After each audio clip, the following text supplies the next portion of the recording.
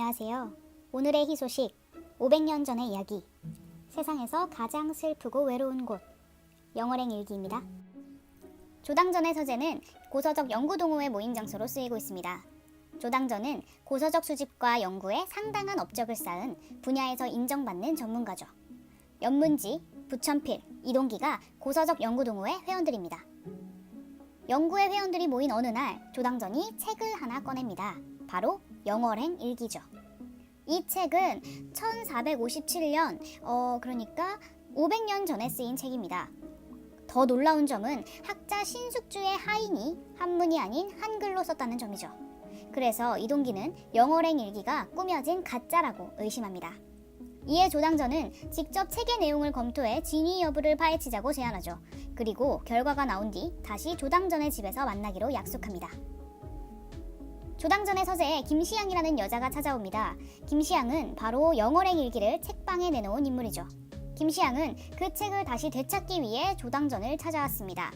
주인집에서 책을 훔쳐 팔았는데 주인에게 들켰다고 고백하죠. 그 주인은 고서적을 전혀 읽지 못하는 바로 김시양의 남편입니다. 조당전은 영월행 일기가 진짜라는 전화를 듣고 김시양을 다시 돌려보냅니다. 하지만 김시양은 다시 영월행 일기를 찾으러 오겠다고 약속하고 나갑니다. 며칠이 지나고 김시양이 조당전의 집에 다시 찾아옵니다. 조당전은 고서적에 나온 당나귀의 모습을 그대로 만들고 있었죠. 그리고 김시양에게 이 당나귀를 타고 직접 책의 내용을 알아보자는 제안을 합니다. 이렇게 조당전과 김시양은 집에서 영월행 일기의 내용으로 작은 연극을 펼칩니다. 조당전은 신숙주의 종놈, 김시양은 한명회의 종년이 됩니다. 그들은 영월에 내려가 단종을 살펴보고 오라는 명을 받았죠. 조당전과 김시양은 가는 동안 부부 행세를 하며 당나귀를 타고 열심히 영월로 향합니다. 조당전의 집 안에서, 그러니까 조당전이 만든 당나귀를, 나무 조각 당나귀를 타고 그들의 상상 속에서 영월로 향하는 거죠. 네. 아무튼 남자 노비인 조당전은 자유를 갈망합니다. 가는 길에 당나귀를 타고 떠나는 것은 어떠냐고 제안하지만 김시양은 이내 거절하죠. 그들은 떠돌이 보찜 장사로 변장을 하곤 청령포에 도착합니다. 그리고 둘은 단종의 모습을 보게 됩니다.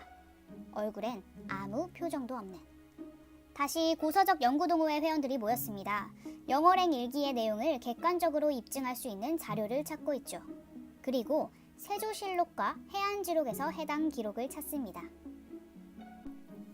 그들은 다시 연극을 시작합니다. 부천필은 신숙주로 변하여 전하, 얼굴에 아무 표정이 없는 것은 아무 감정도 없음입니다 라 말하지만 이동기는 한명회로 변신하여 아니되옵니다 전하, 원한을 품고서도 표정을 감출 수 있는 게 인간입니다. 당장 죽여야 하옵니다 라고 말하죠. 이에 임금으로 변신한 연문지는 다시 한번 영월에 사람을 보내 노상군의 표정을 살필 것을 명한다 라고 말합니다. 나 뭐하냐. 아무튼 그렇게 조당전은 다시 영월행 일기에 맞춰 연극을 하려고 김시양을 기다립니다. 그러나 김시양은 이내 망설이고 말죠. 고서적의 주인이자 김시양의 주인 남편이 책을 가져오라고 닥달했기 때문이죠. 하지만 조당전은 정말 책을 온전히 소유하고 싶다면 내용까지 알아야 한다며 설득합니다. 그리고 둘은 다시 영월로 향합니다. 또다시 하인이 된 조당전과 김시양은 이번에도 단종의 얼굴이 무표정일까 두려워합니다. 그리곤 보찜 장사로 변장한 채 단종이 있는 청령포에 도착합니다. 이번에는 보찜을 문 앞에 늘어놓고 문을 엽니다. 그리곤 단종의 얼굴을 바라보죠. 그들이 본 단종의 얼굴은 굉장히 슬픈 표정입니다. 그래서 가지고 온 실과 바늘 등의 보찜이 위로가 되길 바라며 단종의 집에 두고 다시 돌아옵니다. 돌아오는 길에 두 하인은 저렇게 슬픈 얼굴은 처음이라고 얘기를 나누죠. 이번에는 다시 고서적 연구동호회 회원들이 모였습니다. 이들은 여전히 영월행 일기에 대하여 이야기를 나누고 있죠. 그리곤 그들 역시 연극을 시작합니다. 한명의 역할을 맡은 이동기는 노상군의 슬픈 표정은 사람들의 동정을 사서 역모를 깨하려는 술수입니다 라고 이야기하지만 신숙주, 부천필은 아무도 없는 영월에 사람들이 어찌 그를 보고 동정할 수 있겠습니까 라고 반박하죠.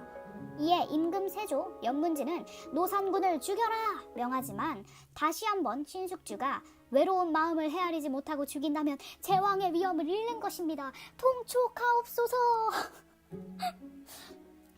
그래서 팔랑귀, 갈대 같은 임금은 또다시 영월로 사람을 보내 노상군을 살펴보라 명합니다. 그리고 김시향과 조당전이 다시 한번 영월로 출발합니다. 이제 두 하인은 자신들이 어떤 얼굴을 보게 될지, 또 자신들이 한 말의 결과가 어떻게 될지 초조하고 두렵기만 하죠. 이들은 이번에는 보찜이 없는 채로 청룡포에 도착합니다. 그들을 반긴 것은 웃는 표정의 단종과 수많은 인형들이죠.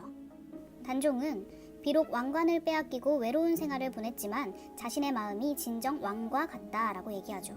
또한 자신은 왕자에 부기시키려는 어떤 짓, 어떤 사람과도 관련이 없으니 이를 널리 알리라 라고 말합니다. 이에 조당전과 김시향은 다시 돌아갑니다. 조당전, 김시향, 동호회 회원들이 원탁위에 둘러앉아 결과에 대한 자료를 살펴봅니다. 노상군의 기쁜 표정에 대한 결과를 말이죠. 한 명에는 기쁜 표정은 오만함을 말하니 처형을 하라 라고 얘기하지만 신숙주는 그 기쁜 표정이 욕망을 버린 증거의 기쁨이다 라고 말합니다. 이에 세조는 무표정, 슬픈 표정도 견뎠지만 내 왕의 마음을 가졌다는 기쁜 표정은 도저히 참을 수 없다 라며 속히 죽이라 라고 명합니다.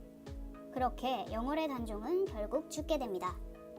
모든 이야기를 알아낸 김시향은 고서적을 돌려달라고 하지만 조당전은 아직 이야기가 남아있다고 말하죠.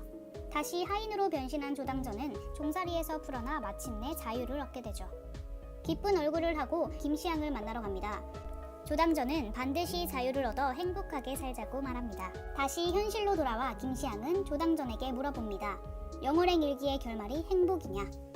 하지만 텅 빈 공백으로 채워져 있죠. 그건 스스로 써나가야 할 부분입니다. 그러나 김시향은 불안한 자유보단 안전한 목숨을 원합니다. 그리고 고서적을 챙깁니다. 김시향과 조당전은 그렇게 서로 작별 인사를 하고 헤어지며 이야기는 끝이 납니다. 영월행 일기는 흥미로운 이야기 전개가 펼쳐집니다. 직접 영월행 일기 속 내용을 따라가며 책의 껍데기가 아닌 책의 진짜 내용, 본질적인 의미에 대해 생각하게 만듭니다. 또한 조당전과 김시향은 이야기 속 두 명의 종과 비슷합니다. 자유를 갈망하는 사람과 불안한 자유보단 안전한 목숨을 원하는 사람. 이러한 영월행 일기는 역사적 사실에 허구를 더한 것으로 조금 색다른 재미를 느낄 수 있습니다. 희소식, 희곡 소식, 영월행 일기였습니다.